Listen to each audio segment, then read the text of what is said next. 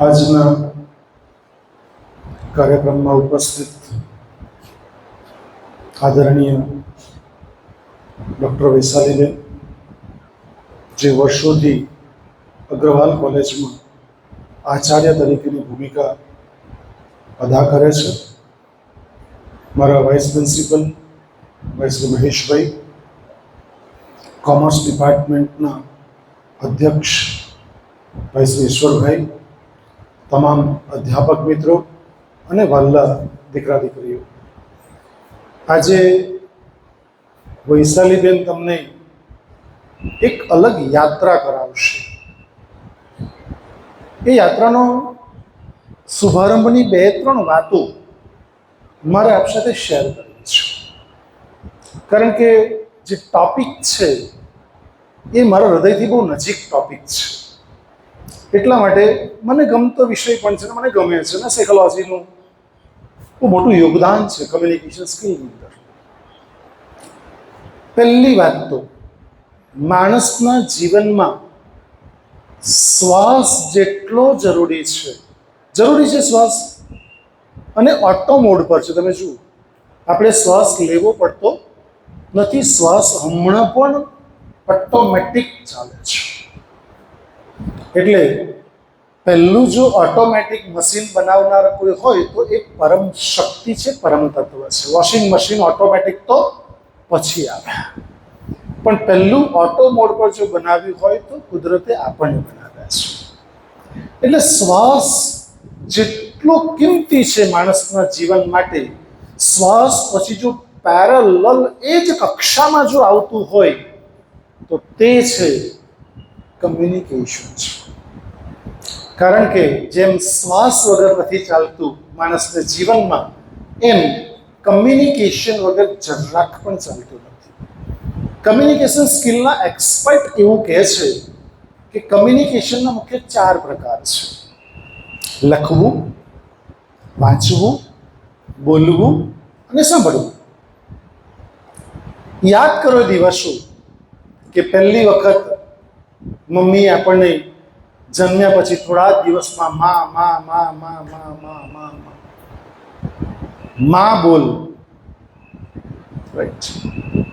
અને જેવું માં બોલ્યા ને, અને મમ્મીનો રાજીપો જે હતો ગજબનો, ચહેરા પર જે આનંદ હતો ને, એક આહ્લાદક આનંદ હતો.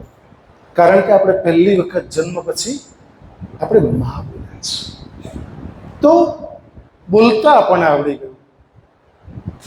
મમ્મીએ કેટલાક પ્રયત્ન કર્યા, પપ્પાએ પ્રયત્ન કર્યા, ને પછી શાળાએ મોકલ્યા આપણને. અને પહેલું જ જે લોકો ગુજરાતી માધ્યમમાં ભણ્યા છે એ લોકો પહેલું શીખવામાં આવતું ક, કમળનો ક.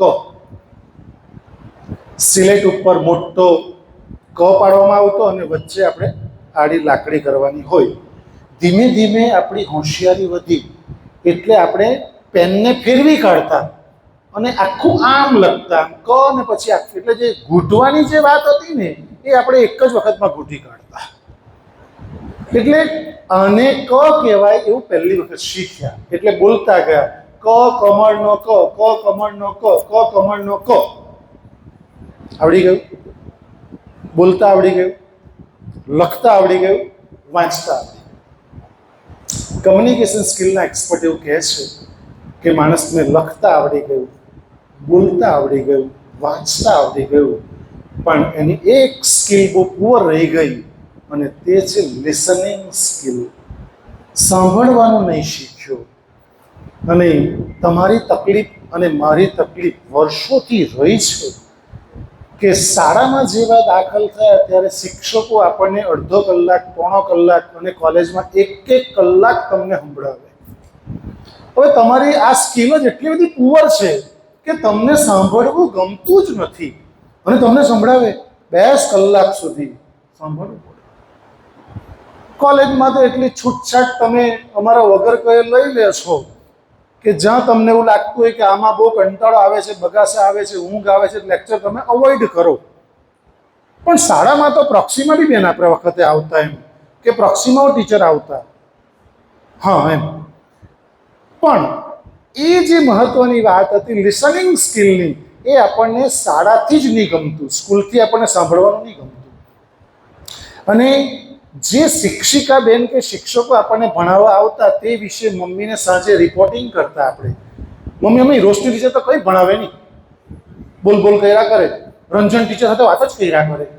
આવું આપણે લિટરલી કહેતા, રિપોર્ટિંગ કરતા કે અમને ભણાવતા આવડે છે. ત્યારે આપણી સ્કિલ કેટલી પાવરફુલ હતી, ઓબ્ઝર્વેશન સ્કિલ. અચ્છા, કરતા શું કે જ્યારે કમ્પલસરી આવી જાય, અહીં બી સાંભળવાનું કમ્પલસરી છે, પણ તમારે કોઈને પણ પ્રશ્ન હોય તો બેનનું વક્તવ્ય પૂર્ણ થાય પછી તમે પ્રશ્ન પૂછી શકો છો, કોઈ ચિંતા નથી. તમને મારી વાત પૂરી થાય ને કોઈ પ્રશ્ન પૂછવા જેવો લાગે તો મને ઓફિસમાં આવીને પૂછજો, અહીં મારે લેક્ચર પાસે જવાનું છે એટલા માટે.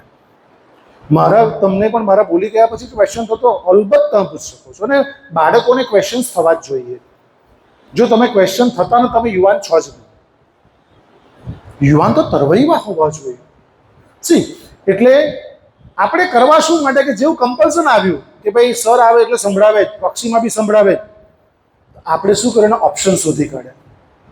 કારણ કે ભગવાને માણસ બન્યા પછી નવી એડિશન કંઈ નહીં આવી. હા, 2G 3G 5G 4G આવ્યું, 6G બી આવ્યું, હમણાં 7G પર કામ ચાલી રહ્યું છે. પરંતુ એ જે આપણે કમ્પલ્સન આવ્યું એટલે આપણે ટીચર બોર્ડ ઉપર લખે આપણે ડબ્બો ખાઈએ, ટીચર બોર્ડ ઉપર લખે આપણે પેલા વિમાન મારીએ, ટીચર બોર્ડ ઉપર હાજરી પૂરતા હોય ત્યારે આપણે મજાક કરતા હોઈએ, ટીચર લોકોના નામ પાડતા હોય. એટલે આવું આપણે શાળા જીવનમાં કર્યું છે. હવે તે જ સિચ્યુએશન તમારી કોલેજમાં પણ આવી ગઈ કે અહીં બી ટીચર લોકો આવીને સંભળાવ્યા જ કરે, તમને બોલવાનો ચાન્સ જ નહીં આપે. તમને કોઈ ટીચર એવું કહે છે ખરું દીકરા તારે ચાલ 2 મિનિટ જે બોલવું હોય તે બોલ, કહે છે તમને કોઈ નહીં કહે? માય ગોડ, હું તો કહું છું, આ તમામ અધ્યાપકો બેઠા તમામને હું આદેશ કરું છું કે છેલ્લી 5 મિનિટ 5 બાળકોને રોજ આપી 1 મિનિટ જે અપશબ્દ સિવાય જે બોલવું હોય તે બોલી શકે, જે બોલવું હોય તે બોલી શકે. એમાં ખોટા જોક નહીં, મજાક નહીં, કશું જ નહીં. તમે કોઈ સ્ટોરી વાંચો તે બોલી શકો, તમે કોઈ સારો વિચાર વાંચો તે બોલી શકો, કંઈ પણ. તમે તમારા ઘરનો કોઈ પ્રસંગ વર્ણવી શકો, શાળાનો કોઈ પ્રસંગ વર્ણવી શકો, કોલેજનો કંઈ પણ. ટૂંકમાં અમારો ઈરાદો એ છે, પર્ટિક્યુલરલી હું જે વાત કરું છું તે સંદર્ભમાં, કે મારું બાળક મારી બાજુ ઊભા રહીને બોલે તો કમ્યુનિકેશન સ્કિલ ડેવલપ થશે. અને દીકરાઓ ધ્યાન રાખજો, જીવનમાં બોલ્યા વગર ચાલવાનું નથી. અને ખાલી બોલી કાઢે ને તેને લવારા કહેવાય. જે આપણે દિવસ દરમિયાન ઘણું બધું કરીએ, રાઈટ? એટલે એ નહીં, યોગ્ય સમયે યોગ્ય જગ્યાએ યોગ્ય વર્ડ્સ વપરાવા જોઈએ. કુકડો બોલે ને તો લોકો નોંધ લે, દેડકા ડ્રાઉં ડ્રાઉં કરે કોઈ નોંધ નહીં લે. તમે બોલો એવું કે લોકોએ નોંધ લેવી પડે. That is a communication skill. અને બીજી મહત્વની વાત કરીને મારું પૂર્ણ કરીશ. બીજી મહત્વની દીકરા એ છે કે કમ્યુનિકેશન સ્કિલના એક્સપર્ટ એવું કહે છે કે સાંભળવાની પણ કક્ષા છે. જે લોકો તમે બહુ જ એક્સપર્ટ છો, હું હવે જે બોલીશ તેમાં, કે કેટલાક લોકો તો સાંભળતા જ નથી, દે આર ઇગ્નોર.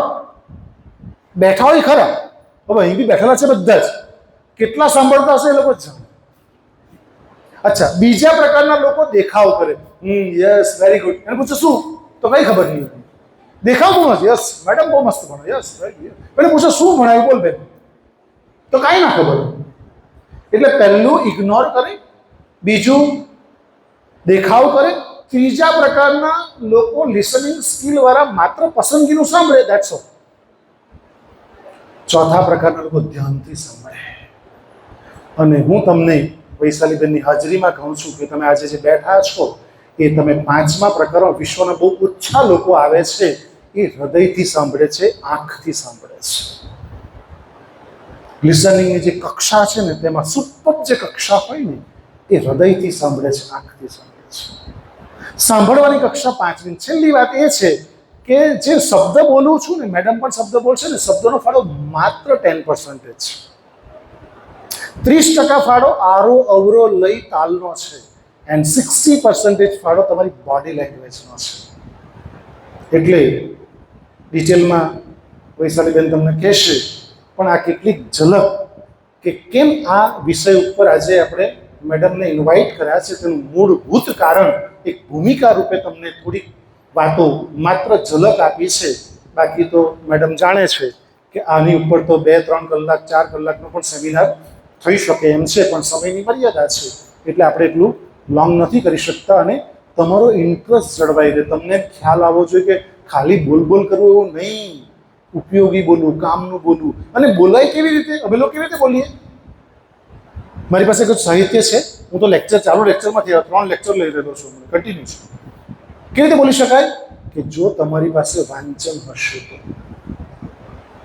જો તમે વાંચતા નહીં, મોબાઈલ પર સ્ક્રીનિંગ ટાઈમ તમારો વધતો હોય, તમારે ઘણા બધાને જવાબ આપવાનો હોય, ફેસબુક ઉપર, વોટ્સએપ ઉપર, ટ્વિટર ઉપર ટ્વીટ કરવાનું હોય, તો આ મોબાઈલ સતત સાથે એટલા માટે રાખો કે પીએમ કચેરીમાંથી મોદી સાહેબનો કંઈ ફોન આવી જાય તો કંઈ કામ પડી જાય તો તમે સતત આમ મોબાઈલને નથી પેલું કરતા તમે, એટલે તમારે કામ વધારે હોય છે. પણ પ્લીઝ મેડમ જે આજે કહેશે એ બધી જ વાત તમે હૃદયસ્થ કરીને જજો, જોડે લઈને જજો.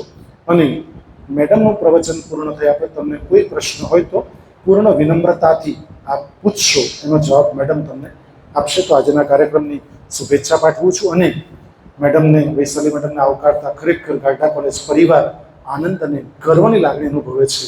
ધન્યવાદ. જય હિન્દ, જય ભારત.